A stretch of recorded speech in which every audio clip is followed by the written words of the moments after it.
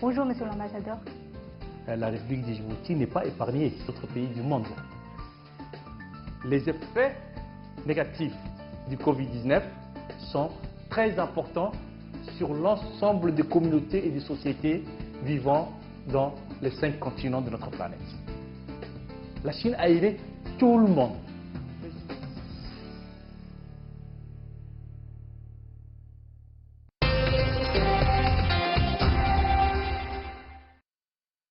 Bonjour à toutes et à tous, bienvenue dans Rencontre. Aujourd'hui, nous sommes à l'ambassade de la République de Djibouti en Chine et nous allons interviewer son Excellence Monsieur Abdallah Abdillahi Miguel, ambassadeur de la République de Djibouti en Chine et également en sa qualité de doyen intérimaire du groupe africain à Beijing.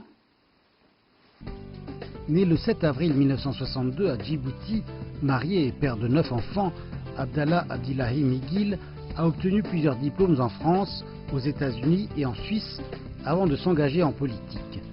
À partir de 1992, il occupe plusieurs postes ministériels avant de devenir ministre de la Santé de Djibouti de mai 2005 à mai 2011.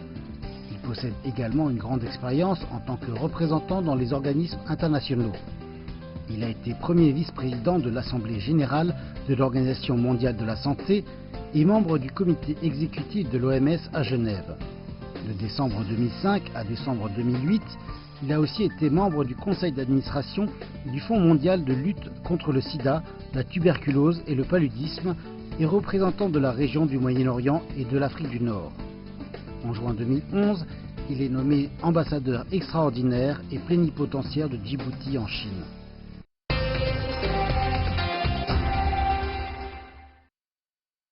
Bonjour, monsieur l'ambassadeur, comment allez-vous? Alhamdulillah, tout va très bien et je suis très content de vous retrouver. Merci. Nous sommes dans une période très spéciale aujourd'hui et quelle est la situation actuellement à Djibouti et quels sont les besoins les plus urgents?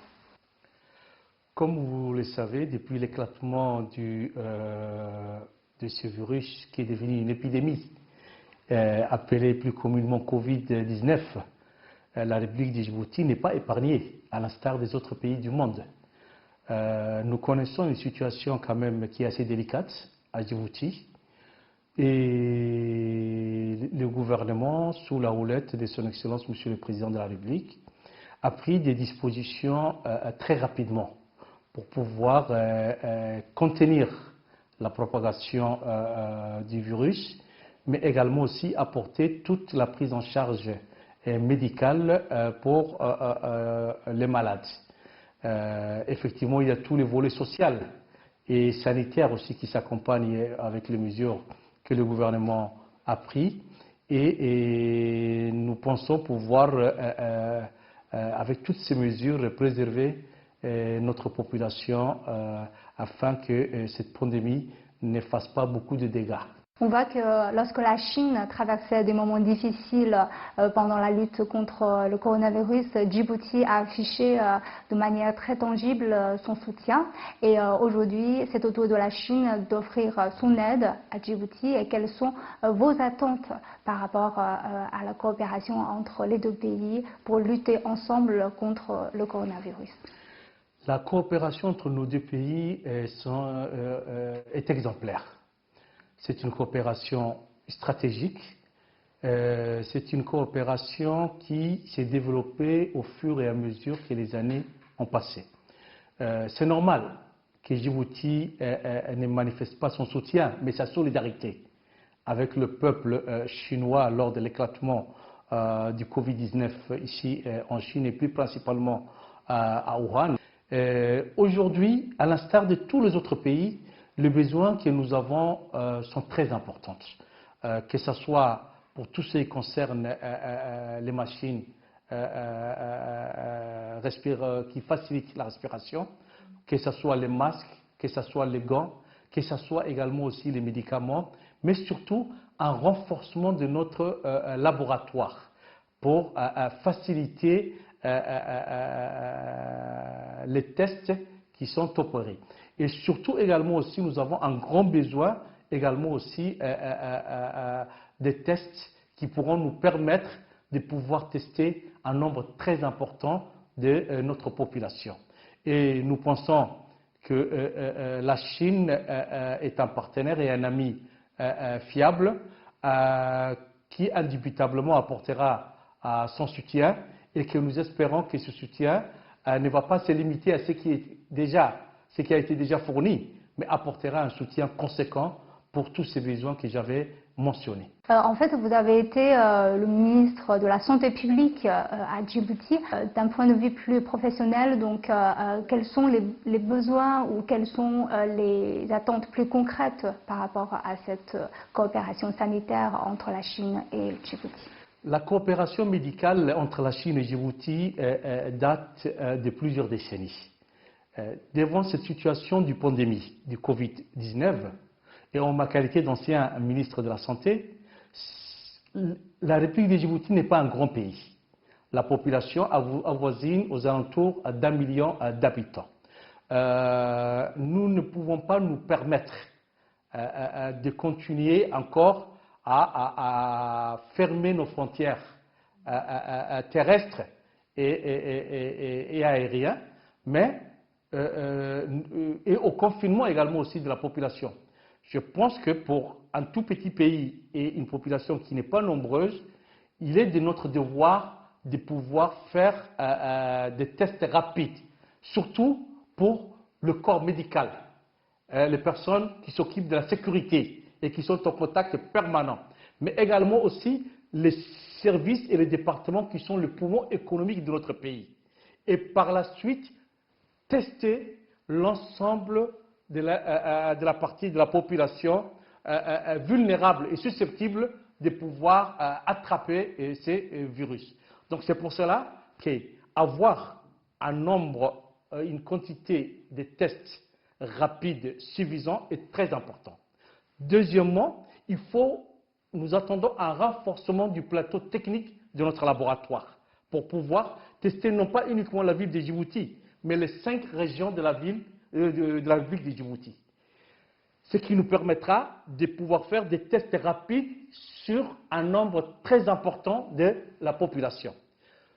Troisièmement, nous avons besoin des équipements nécessaires, tels que les gants, les masques, le blouson, tout ce qui contient, mais également aussi à pouvoir faire certaines actions sanitaires dans les endroits où il y a une surpopulation dans notre capitale et dans les régions de l'intérieur. Mais le plus important également aussi pour nous, c'est de profiter de l'expérience de la Chine. Parce que le premier foyer que nous connaissons pour le moment a été la Chine et plus précisément Wuhan.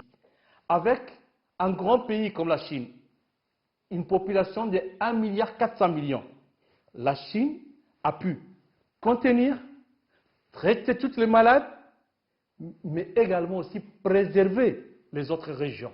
Donc, tant sur le plan médical, sur le plan des dispositifs de sensibilisation et de communication, sur le plan de la prévention, sur le plan du traitement, nous avons besoin de l'expérience de la Chine.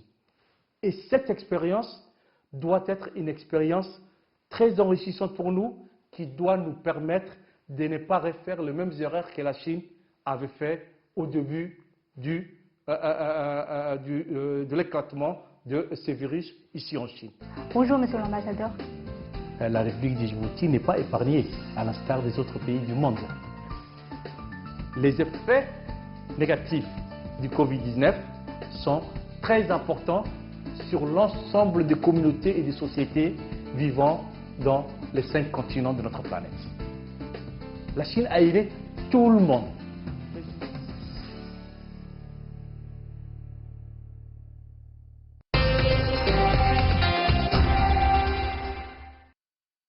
Alors, vous avez parlé de la solidarité et de l'expérience chinoise, mais aujourd'hui, on voit un phénomène assez je constate que c'est quand même un peu étrange parce que les pays s'entraident l'un et l'autre dans une période d'épidémie, c'est tout à fait normal. Mais aujourd'hui, quand la Chine offre de l'aide à d'autres pays ou offre des masques, des gants, des tests à d'autres pays, souvent les médias occidentaux vont dire qu'il s'agit d'une façon d'imposer le modèle chinois. Comment voyez-vous ce phénomène? Honnêtement, nous sommes aujourd'hui face à une crise sanitaire d'ampleur internationale. L'épidémie qui avait éclaté s'est transformée en une pandémie qui touche l'ensemble des 5 continents de notre planète. Ce n'est pas le moment de politiser les actions entreprises par la Chine. C'est normal. Il y a des concurrences qui se font sur le plan international, sur le plan commercial, sur le plan militaire, sur le plan économique. Mais aujourd'hui, nous parlons d'une crise sanitaire d'une ampleur inégalée sur le plan international. Nous tous, tout le monde doit manifester une solidarité commune. C'est en étant ensemble, en étant solidaires et en s'inspirant de l'expérience des uns et des autres que nous vaincrons cette pandémie, que nous permettrons aux chercheurs scientifiques de pouvoir trouver le vaccin nécessaire. D'autre part, la Chine est une puissance internationale. C'est une grande puissance, la Chine. La Chine a été le premier foyer. La Chine a su contenir la propagation du virus, a apporté les soins et la prise en charge nécessaires à sa population et à ses malades plus particulièrement. Aujourd'hui, que la Chine a gagné la première bataille, parce que nous n'avons pas encore gagné la guerre que nous livre le Covid-19. Ce n'est qu'une première bataille que la Chine a gagnée, mais une bataille très très importante. C'est normal que la Chine manifeste sa solidarité, son soutien à l'ensemble des pays composant notre planète. La Chine a aidé les États-Unis d'Amérique, la Chine a aidé les pays européens, la Chine a aidé les pays africains, la Chine a aidé les pays de l'Amérique latine, centrale, les pays de l'Océanie, les pays arabes. La Chine a aidé tout le monde. Mais je ne pense pas que l'aide que la Chine a fournie avait des arrière-pensées. C'était une aide sincère, honnête. Et d'ailleurs, cette aide a beaucoup aidé les récipiendaires. Donc, nous ne devons pas politiser les actions de solidarité. Nous sommes face à une pandémie, nous sommes face à une crise sanitaire, et si nous voulons gagner cette guerre, c'est en étant solidaires que nous gagnerons cette guerre. Mais pourquoi pensez-vous qu'il y a cette politisation? Parce que, par exemple, les aides médicales envoyées par la Chine, par exemple, en Afrique, ça existe depuis très longtemps. C'est pas, mais aujourd'hui, tout ce que la Chine va fournir à l'Afrique va être politisé comme pour influencer, pour exporter le modèle chinois. Pourquoi aujourd'hui il y a cette politisation, selon vous? Les relations entre la Chine et l'Afrique, ce sont des relations séculaires et historiques. Et la plateforme du FOCAC en est un très bon témoignage. Ces relations ont traversé vents et marées. il y a toujours eu des suspicions. Il y a toujours eu des non-dits. On a toujours essayé d'interpréter d'une mauvaise manière le développement exponentiel des relations d'amitié entre l'Afrique et la Chine. Mais nos relations, les relations entre l'Afrique et la Chine sont des relations solides, sincères, basées sur un partenariat stratégique dans un esprit gagnant-gagnant. Donc vous pensez que Donc, ça ne va pas être affecté? Je ne pense pas. Ce n'est pas la première fois que nos relations font l'objet des critiques non fondées. Et ça ne sera pas la dernière fois. Mais le train de l'amitié continue son chemin. Et je suis sûr que ce train arrivera à bon port pour le grand bonheur du peuple africain et du peuple chinois. Bonjour, monsieur l'ambassadeur. La République de Djibouti n'est pas épargnée, à l'instar des autres pays du monde. Les effets négatifs du Covid-19 sont très importants sur l'ensemble des communautés et des sociétés vivant dans les 5 continents de notre planète. La Chine a aidé tout le monde.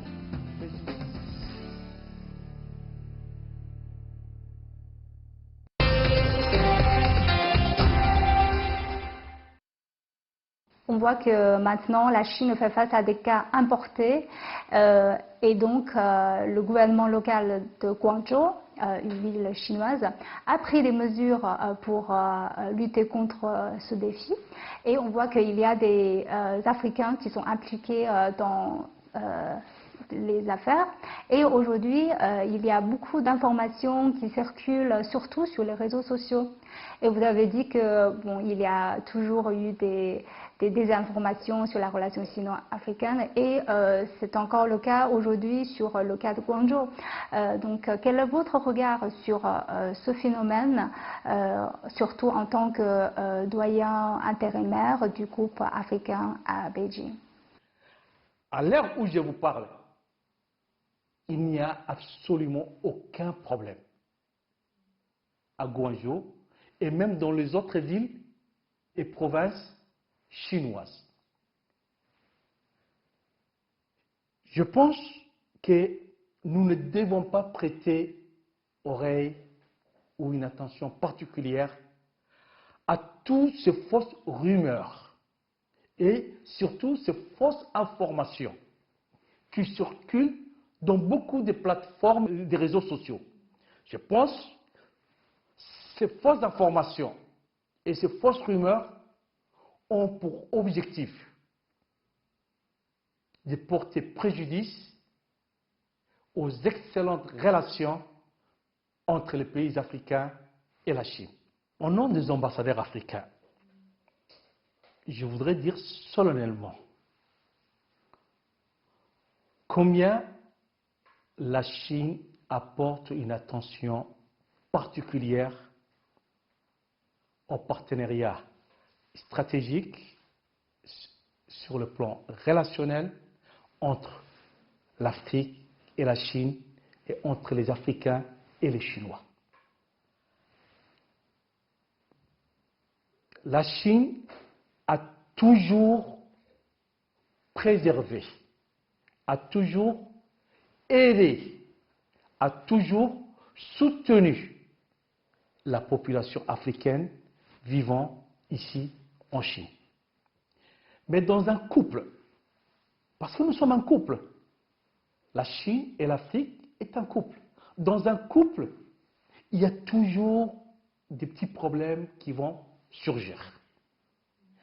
Ceux-ci doivent être traités par la voie de la négociation, par la voie de la communication, par la voie de la diplomatie. Ce qui est problématique aujourd'hui, c'est qu'il y a beaucoup d'Africains qui n'ont pas vraiment accès, par exemple, de nous entendre, moi et vous, mais ils ont des informations qui circulent très facilement, des fausses informations sur les réseaux sociaux. Donc ça va créer des conséquences assez néfastes. Donc pensez-vous que cela sera des conséquences graves? Je vais vous dire solennellement que les Africaines et les Africains sont adultes. Ils savent très bien l'importance de l'amitié entre la Chine et les pays africains. Ils savent très bien la sincérité des relations qui unissent les Africains et les Chinois. À l'heure où je vous parle, beaucoup des responsables africains ont parlé. Mais je parle en tant que doyen intérimaire du groupe des ambassadeurs africains ici à Beijing. Que ce soit les ambassadeurs, que ce soit nos consuls généraux à Guangzhou, nous travaillons la main dans la main avec les autorités nationales et les autorités locales au niveau de la province du Guangdong pour régler tous les problèmes qui se sont posés. Et tous les problèmes ont été résolus. Mais une chose est là aussi. Nous sommes face à une situation de crise sanitaire. Nous les Africains, que ce soit les diplomates, que ce soit la communauté commerçante, que ce soit la communauté estudiantine, nous avons, et je dis bien, nous avons l'obligation de respecter les lois et les règlements édictés par les autorités nationales en Chine. Mais il n'y a pas, à ma connaissance, aujourd'hui, des lois discriminatoires qui visent les Africains. Donc, je suis sûr et certain que la jeunesse africaine et les autres Africaines et Africains relayeront ce message dans les différentes plateformes des réseaux sociaux pour refléter la dynamique des relations entre les pays africains et la Chine. En fait, cela fait que beaucoup d'Africains vont s'interroger sur la vie des Africains en Chine. Parce que vous avez été en Chine pendant de nombreuses années. Pouvez-vous nous raconter un peu votre expérience ou votre connaissance sur la vie des Africains en Chine? Pratiquement, je suis en Chine depuis 9 ans. J'ai beaucoup voyagé à l'intérieur de la Chine. Pratiquement toutes les provinces et toutes les régions. J'ai beaucoup circulé. Je n'ai jamais vu, absolument jamais, un acte discriminatoire à l'égard de ma personne, de ma famille ou des autres diplomates ou de la communauté djiboutienne vivant ici en Chine. Donc, il y a toujours eu une harmonie entre la population chinoise et la population africaine vivant ici en Chine. Mais d'ailleurs, l'ensemble des pays africains hébergent une forte communauté chinoise. Et il n'y a même jamais eu de problème également aussi en Afrique entre Chinois et Africains. Je pense que nous ne devons pas prêter oreille, encore une fois, à ce que certaines parties veulent créer un problème qui n'existe pas entre les Africains et les Chinois. Ma vie ici en Chine se déroule dans les meilleures conditions. Ce n'est pas parce que je suis un diplomate, non. Mes enfants étudient ici, certains de mes enfants étudient ici. Donc, alors, ceci montre qu'il y a toujours eu une harmonie. Et je suis sûr et certain que cette harmonie va perdurer dans un esprit d'amitié et de meilleure compréhension. Bonjour, Monsieur l'ambassadeur. La République de Djibouti n'est pas épargnée, à l'instar des autres pays du monde.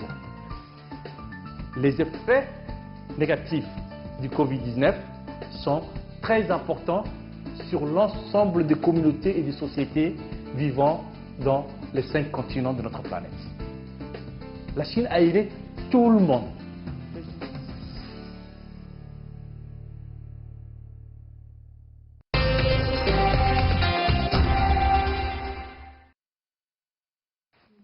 Quand vous parlez un peu de l'avenir, on voit qu'aujourd'hui, beaucoup de monde envisage aussi du monde d'après, en fait, après le virus. Comment envisagez-vous la relation entre la Chine et Djibouti après le coronavirus? Pour ce qui concerne ces coronavirus qu'on appelle plus communément aujourd'hui Covid-19, qui s'est transformé en pandémie et qui a touché pratiquement l'ensemble des pays de notre planète, je pense qu'il y aura un avant-Covid et un après-Covid. Donc, je voudrais encore vous rassurer que ce soit Djibouti ou l'ensemble des autres pays africains, que nous travaillerons la main dans la main avec les autorités chinoises et le peuple chinois, surtout dans un esprit de solidarité et d'amitié après cette pandémie, le Covid-19. Mais ce travail que nous allons faire ne se limitera pas entre la Chine et l'Afrique, mais ça sera un travail qui va se faire sur un plan global avec les autres continents pour pouvoir travailler sur les conséquences de ce Covid-19 sur le plan social, économique, commercial, sanitaire, médical. Donc, il y a pas mal de leçons et d'expériences que nous devons tirer. Je pense que ce qui nous attend après Covid-19 est beaucoup plus important que cette phase où nous devons contenir la propagation et soigner la population.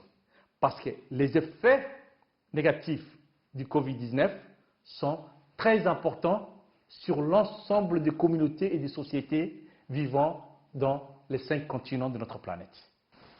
Je vous remercie, Monsieur l'ambassadeur. Merci de nous avoir accordé cette interview. Merci. Merci beaucoup.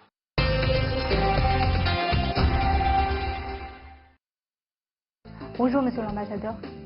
La République de Djibouti n'est pas épargnée, à l'instar des autres pays du monde.